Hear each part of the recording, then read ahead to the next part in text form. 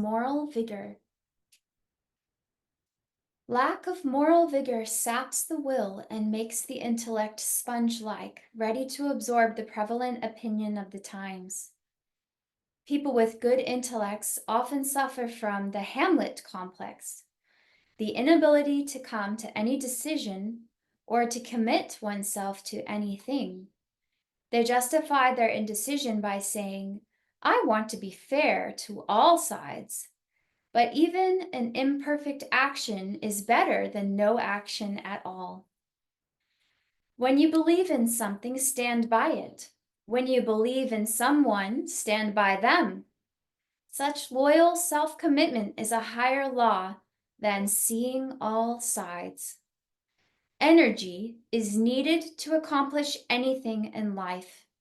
With moral vigor, all things are possible, but without it, the end of every act is failure. We'll practice this affirmation together now. First, loudly.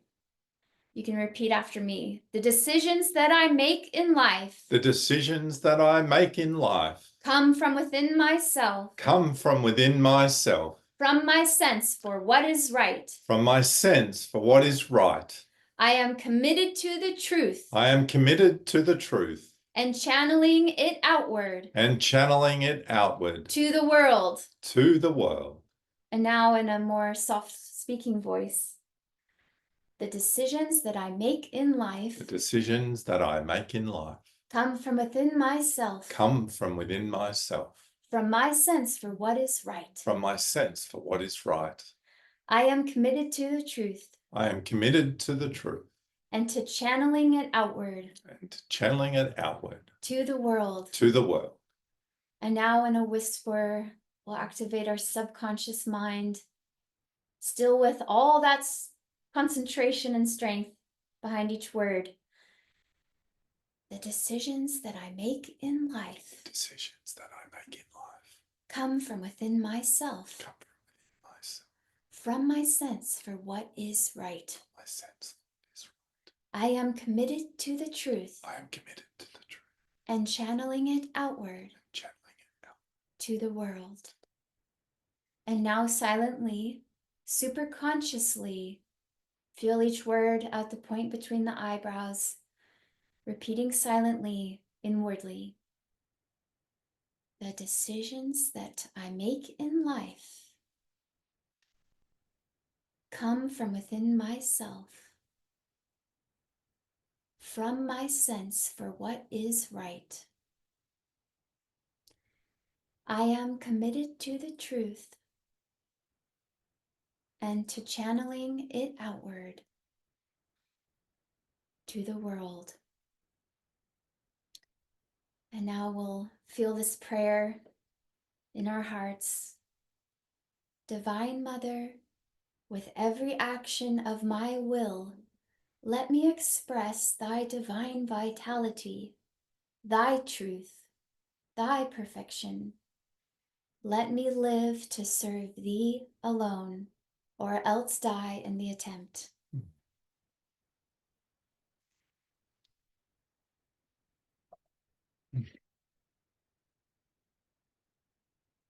And we'll have now our reading.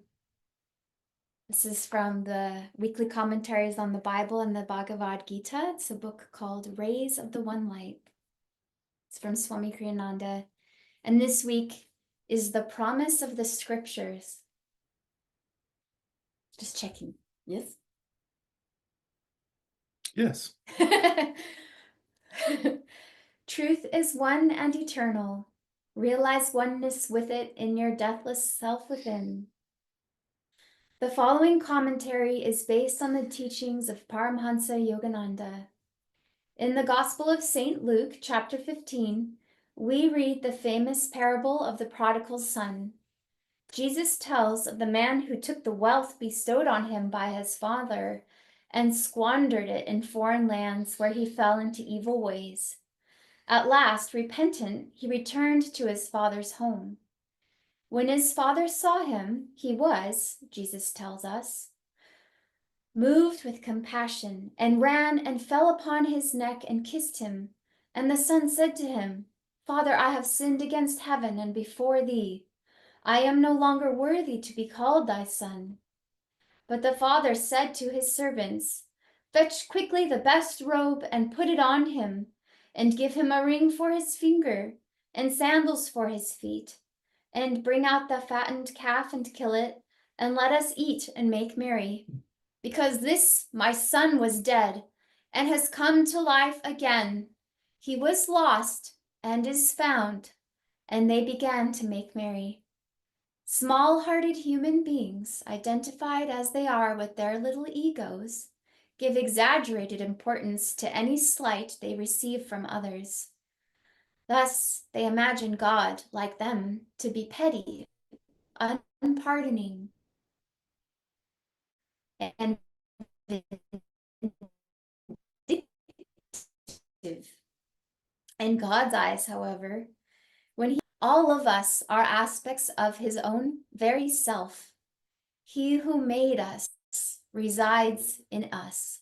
He is not far away from us in some far-off heaven. His call to us always is to return to our own home within. The way of return is described in the Bhagavad Gita in the 6th chapter. Supreme blessedness is that yogi's who has completely calmed his mind,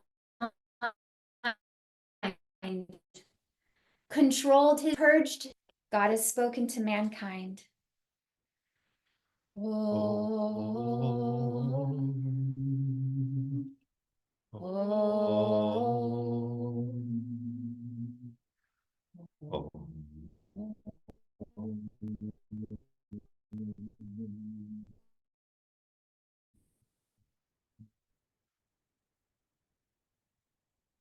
What a joy to have everyone here. And um,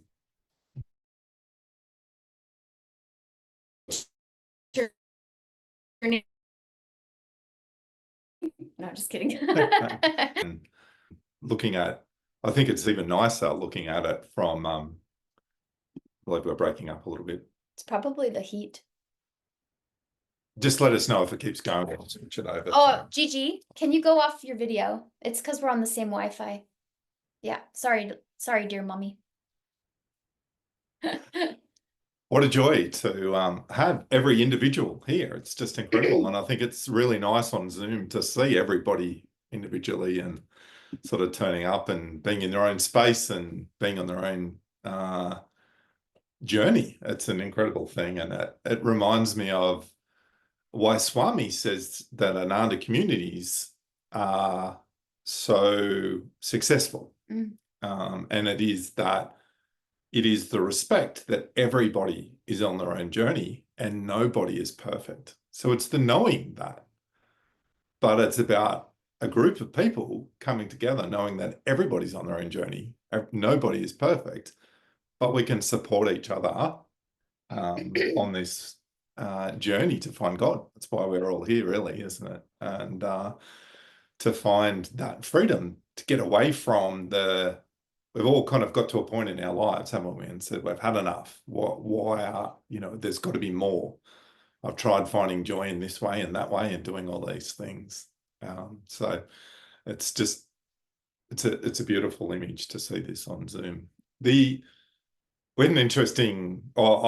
found it interesting this morning. We'd taken Olive, our dog, our little Labrador, for a walk.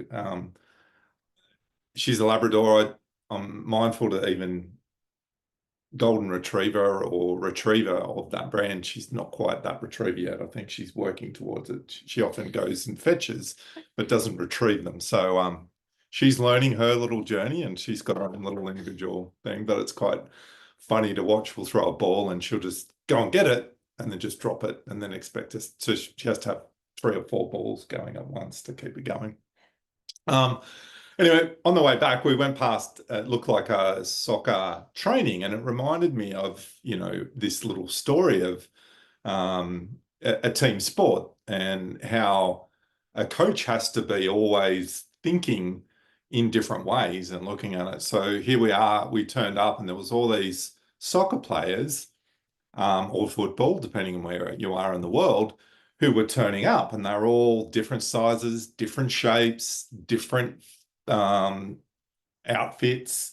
It was just wonderful to see, and everyone obviously had this passion, and the coaches were in there early doing it, and reminded me of this story of a coach that had 4 players turn up and they all threw up, as in they all vomited, and each one had a different outcome. And the 3 different players, or the 4 different players involved, one was the captain of the team, and was a really, really, really, really good player. Like, he was the key to a lot of winning, and he was very successful. The second one wasn't the best player, but he had motivation. He knew how to motivate the team. So he would get in there, and he on this team, he was always the one in there cheering people up and getting everyone going.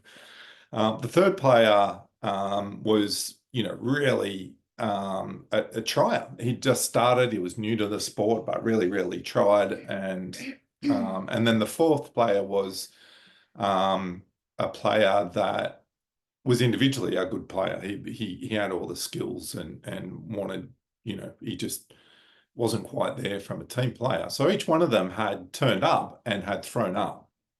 And so the coach sent one player home, and I'm wondering which one that would have been and for what reason. So each one had their own reason. The player that he sent home was actually the individual, but he'd thrown up because he had a vomiting bug. And he sent him home because it was a very selfish act. He was a team sport. They were all grouping together, and he decided to show up even though he was unwell. So the coach, out of love, sent him home because that's where he should be, but also to show that player that this is a team sport. Like, do you really want to bring your illness and share it with everyone else? The third player, he boosted. He actually said, "Oh, you're doing fantastic. I really need you to step up today. You're doing such a good job. We're going to put you in this position throughout that." And this was a player that threw up because he was a genuinely nervous person. He just threw up every time he got nervous. He was very hard on himself, and he worked himself into a tether, so much so that he threw up.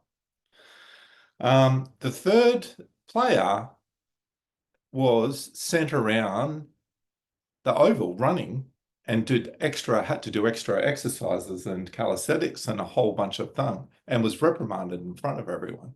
He happened to be the captain. He happened to be the best player. The coach actually knew that this player had been out the night before and had a few drinks and had partied with his friends and had turned up. And then the last player, finally, he said, "Oh, I really want you to help me today with the skills that we're all going to learn and be here. I want you to be one of the leaders involved." And that was the player that was the motivator. He wasn't the best player, but he'd worked out that his mother had actually been sick, and he'd spent all night nurturing his mother and was dead tired by the time he'd got to training in the morning, but he didn't want to let the team down. So as you can see in life, we all have these individual traits that make up a team play. And every one of these has a specific outcome or a result in this. And lots of people, in relation to God and speaking about God, often say, "Oh, how can God be so cruel?" But if you think about God as being the ultimate coach, or trying to put every one of our players together, everyone has their little lessons to learn, and everyone has to grow. And it's so interesting. One of the stories that I actually love from Autobiography of a Yogi is when Lahiri was at a Kumbh Mela and was judging somebody, a beggar, I think it was, or a renunciate or something. And it turned out that there was someone washing and the feet of this, and it turned out to be Babaji. He recognized him as being Babaji, and Babaji said, "I'm going to wash, and then after I've finished doing that, I'm going to clean this person's." And it's two ways. A, not to be judgmental. I think there was a lesson there that Babaji was trying to teach Lahiri. But the other one was that we're all on our own journey, and we all deserve unconditional love. And we've got to recognize that, everything that we do is on this path, and every single one of us have an option to see that journey and see that path. And I love today's affirmation about moral vigor and how, basically it's, being decisive and doing what we can feel and go inward, that right or that up and down path and choosing the higher path. But it's better than that no action. And Davey talks about no action. There is no such thing really. We're either going up or down, and that we have to choose that right or moral path along the way. And so, if we go back to those soccer players that were turning up, every single one of them individually turned up. Every single one of them individually had something to work on and improve on. And you look at everyone and you hear the story from Swami, and a lot of people talk about it. If you had someone that was a monk and really highly evolved turn around and say, I'm going to throw everything away and become a millionaire, how that would be seen differently to the person that had kicked around, not achieved anything in life, that cleaned themselves up and decided to become a millionaire by putting all their energy and effort into whatever it was. Everyone has their own journey in this life. That's why we were given free will, and we have to use that free will to achieve and better ourselves in every single moment. And that's a part of this journey. We've been given so many great stories. We've been given so many great tools. We talked, about last week about how, when we do actually communicate or talk with God, that we need to clear and set ourselves centered and get ourselves and clear the fog or the shade away from it and allow that light to shine to have a, communication. But likewise, on this path, we have to nurture ourselves and be on this journey. We have to be able to move forward, always moving forward, regardless of what we do, how we behave, because just getting inwardly angry over something might be a someone that has to learn in this lifetime, as opposed to someone that has to learn compassion or whatever it is along this path. So we've all individually got our own little prayer. We've all got our own little journey. We've all got our way of becoming a player in this lifetime that we're here to return back and unite with the infinite. So I think it's a wonderful lesson in life that God is always there. God is always going to receive us with open arms. And we know by the law of karma, the fact that we want to find God, we have to get there, but we also have to put the energy. We also have to use this free will to want to get there and not sit on the fence, make a decisive energy and effort to do that.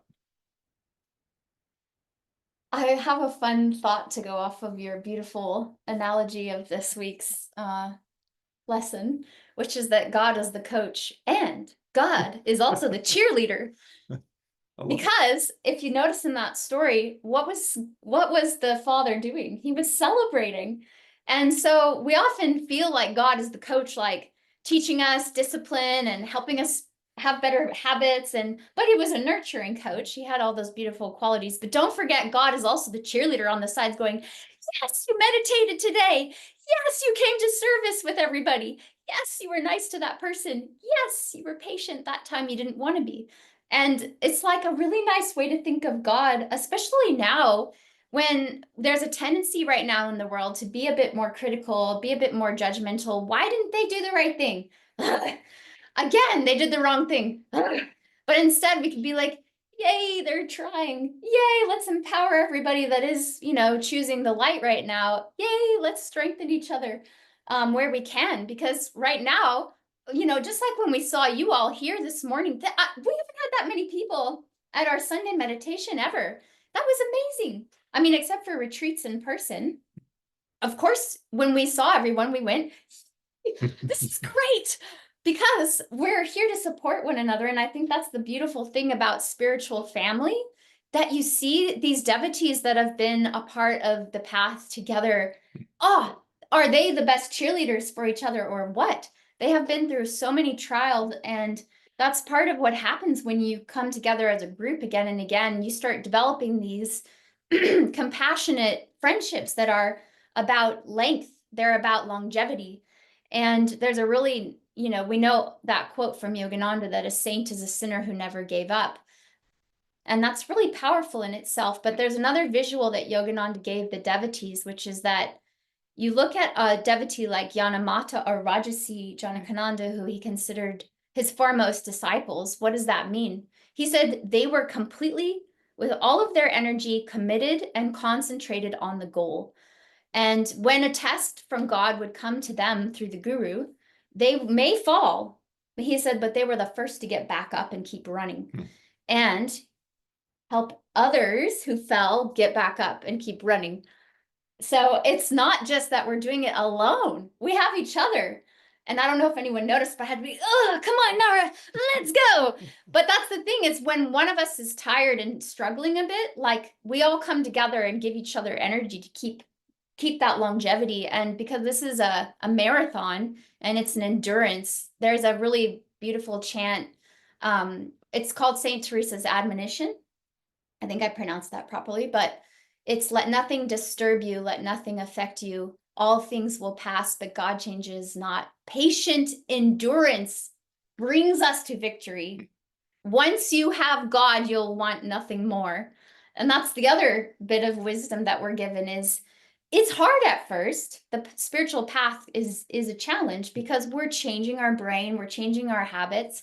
But once the magnetism in our being becomes strong enough, Yogananda said it becomes effortlessly easy, because at that point, the joy that you feel when you choose the light, when you choose the upward flow, it's so strong that nothing really can touch you anymore, even when the challenges come.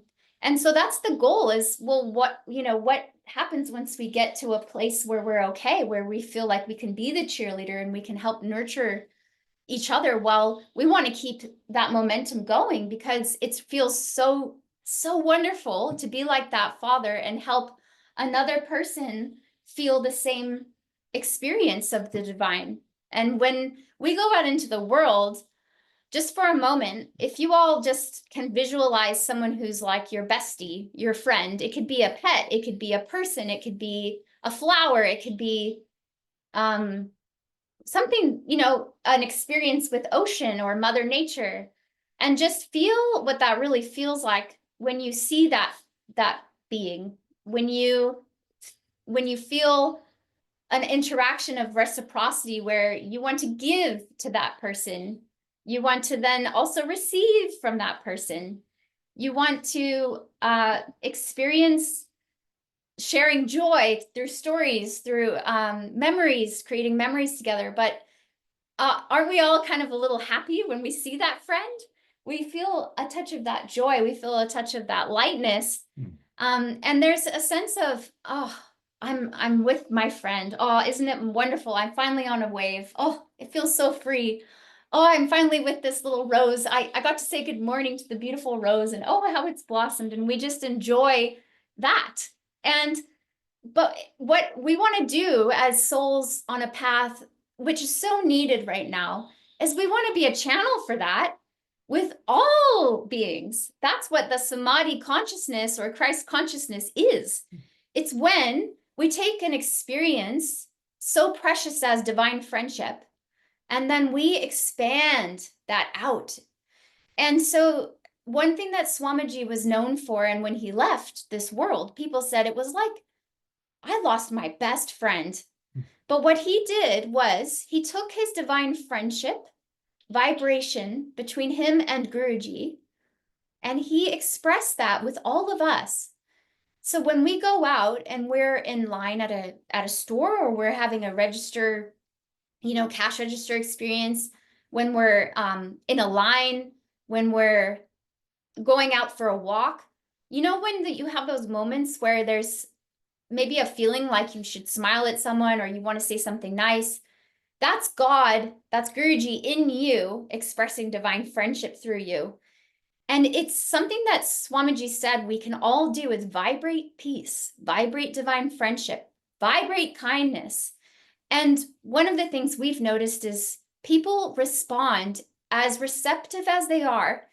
And you can feel it. You can say, oh, they're enjoying this interaction. Let's expand upon it. Let's keep it going and uplifting them from wherever they're at, helping them a bit more. Being that cheerleader for another human, because it's easier to do it sometimes with strangers. And then we want to also do it at home. We want to also practice it with one another and all of the people closest to us that we're actually in our life more because of the lessons we're here to learn with each other. But the more we practice it, the more we can be somebody on this planet who's recharging themselves with this light.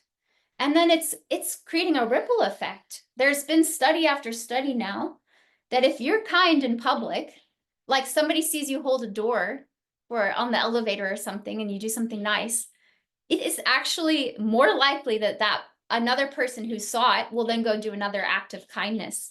So they've actually proven that kindness is contagious, just like anger can be, or all the bad stuff we don't want to be, spreading around.